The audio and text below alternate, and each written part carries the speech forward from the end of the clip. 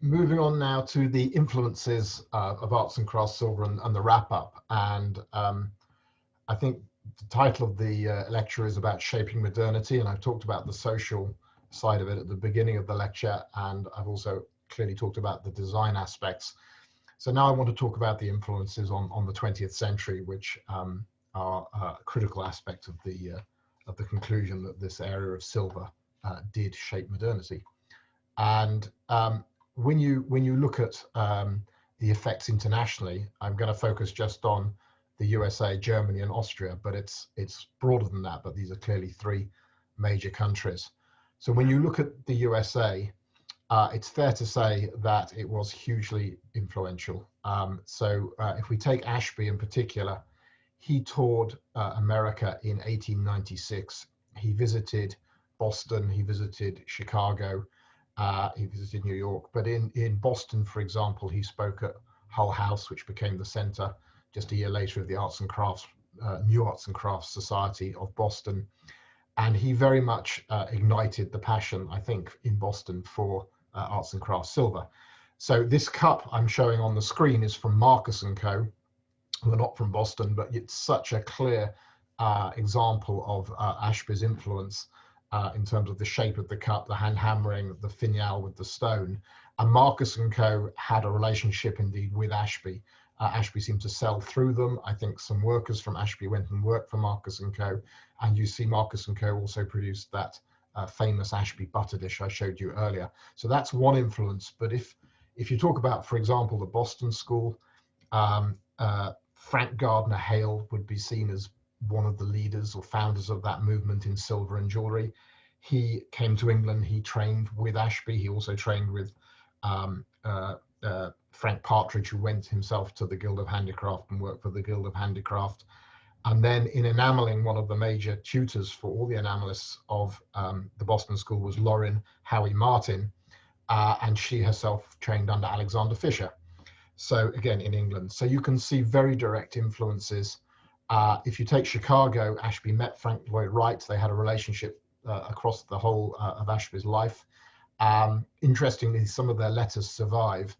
And it's very clear that, of course, what did they talk about? Not design so much, but they talked about how things were made and Ashby's insistence that things needed to be made by hand, whereas Frank Lloyd Wright took a much more pragmatic approach.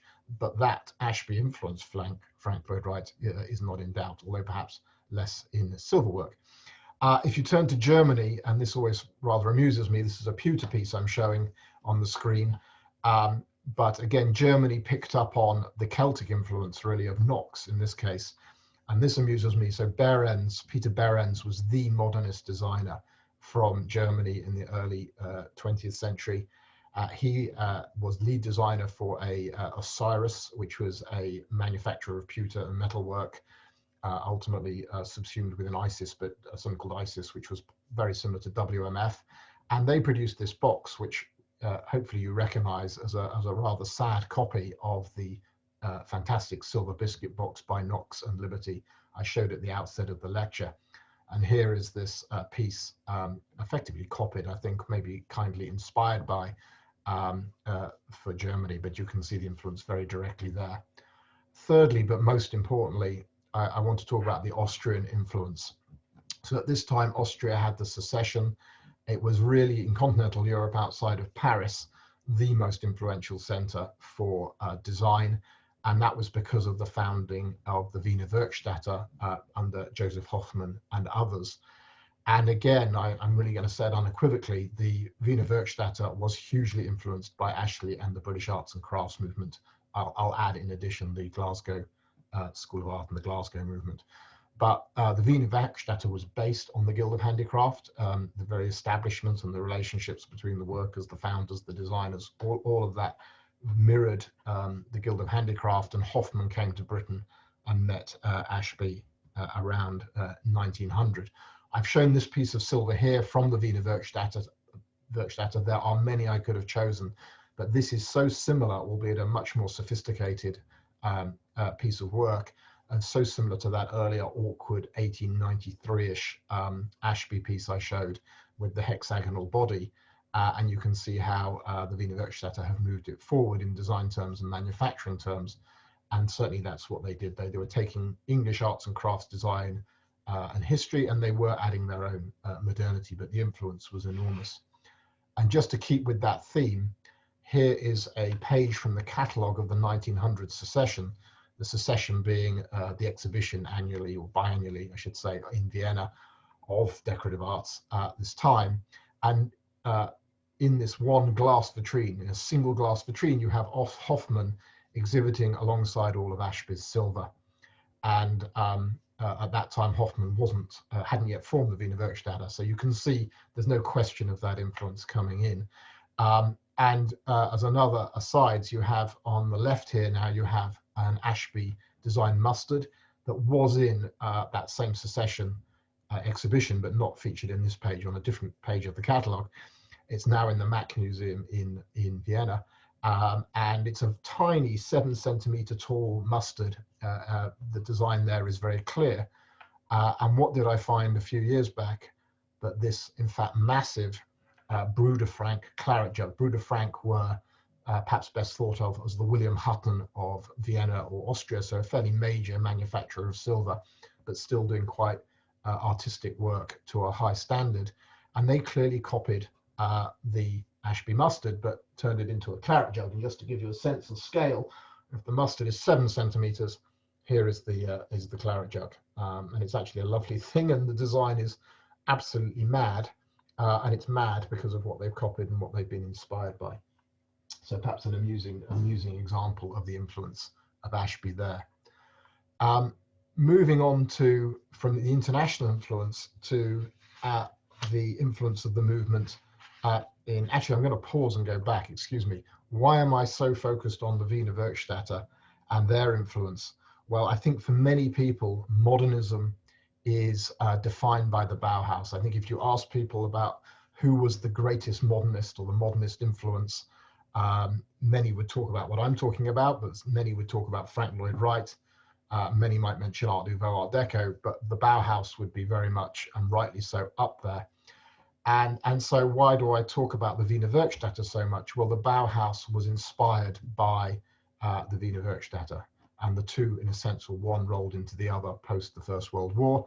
Walter Gropius set up the Bauhaus and was hugely influenced by the Wiener Werkstätte. So in turn, there's a direct lineage back to Guild of Handicraft and others, and the English arts and crafts movement, of which the silver was the centerpiece. So you get a real sense of the importance of this British arts and crafts metalwork. Now, moving on now to the influence in a different timeline, but the influence of this arts and crafts movement on post-war British silver. And it's quite significant. There are some specific makers you could identify who still design in the arts and crafts style, of which Wally Gilbert would be one. And I've shown a classic beaker of his there. And indeed, Wally Gilbert's grandfather was head of and founder of the Bromsgrove Guild, another famous arts and crafts guild. So there's a really direct lineage there. Gerald Benny, perhaps our most important post-war silversmith, himself was trained in the arts and crafts tradition by Dunstan Pruden, a silversmith at Brighton.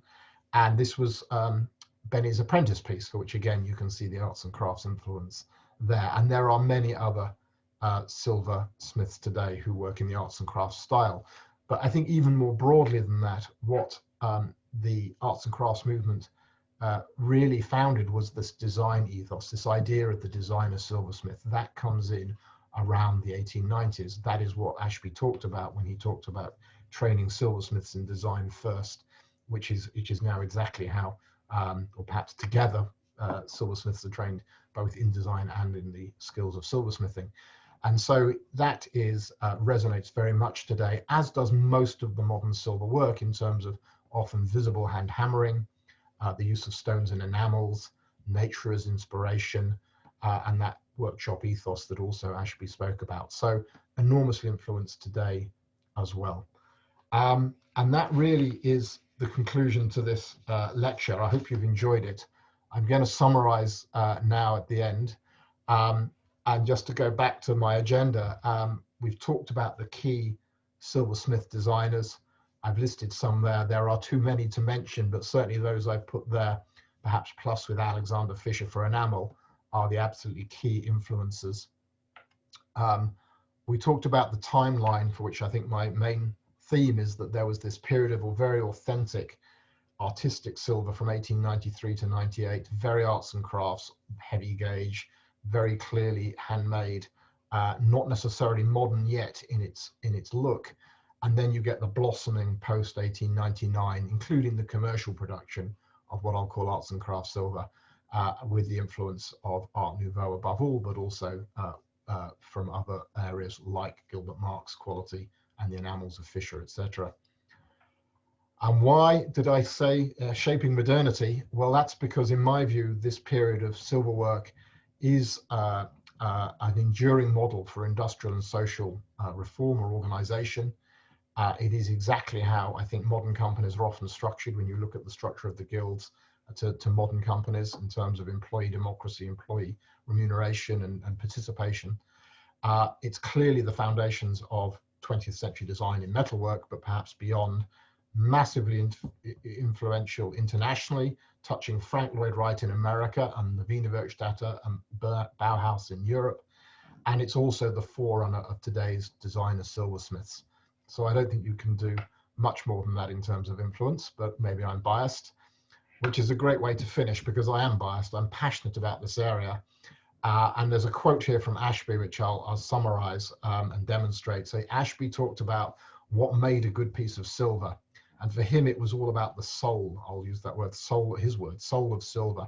And he said, the order of importance in which I place the requisites of a good piece of silversmithing is this: it should have feeling and character. And then he said he couldn't really define that, and I can't either.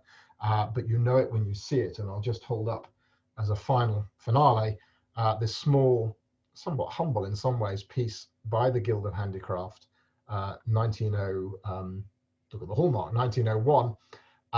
And it's just got a lovely tree of life arts and craft design. It's hand hammered, it's set with stones which lift it, and it has that undefinable quality. You want to hold it, you want to pick it up.